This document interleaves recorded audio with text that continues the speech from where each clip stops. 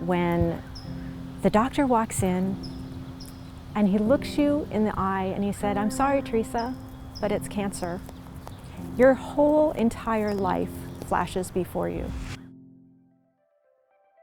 Several years ago, I was working as the co-executive TV producer for the top organic gardening show on PBS.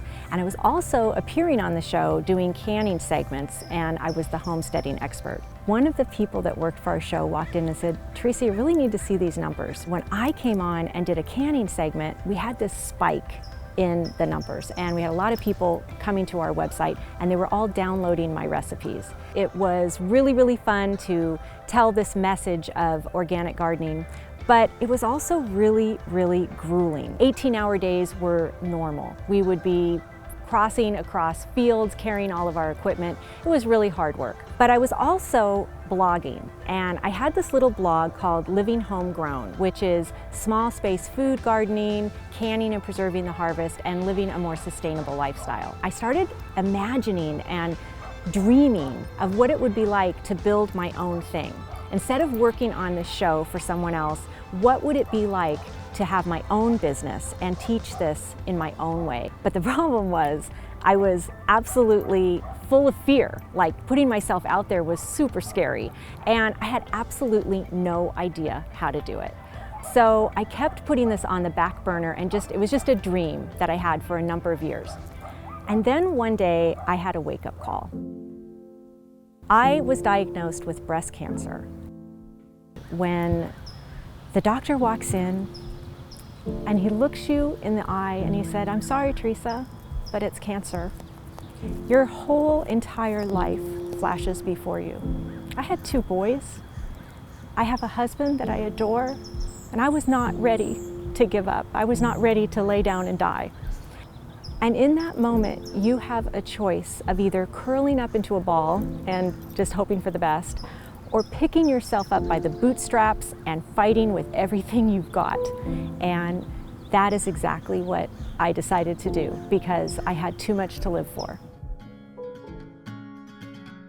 I rallied a team around me, and I beat cancer, obviously, because I'm still here.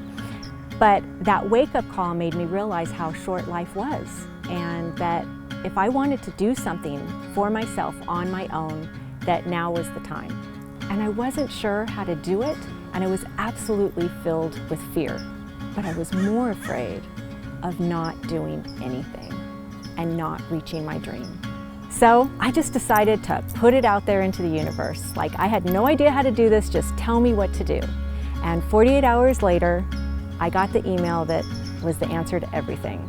And that was the email from James Wedmore about Business by Design. So when this email popped into my box, I knew it was a sign. And I knew I was going to be in. I just knew. I applied, I got my foot in the door, and I started learning from James. So I learned 2 things right away.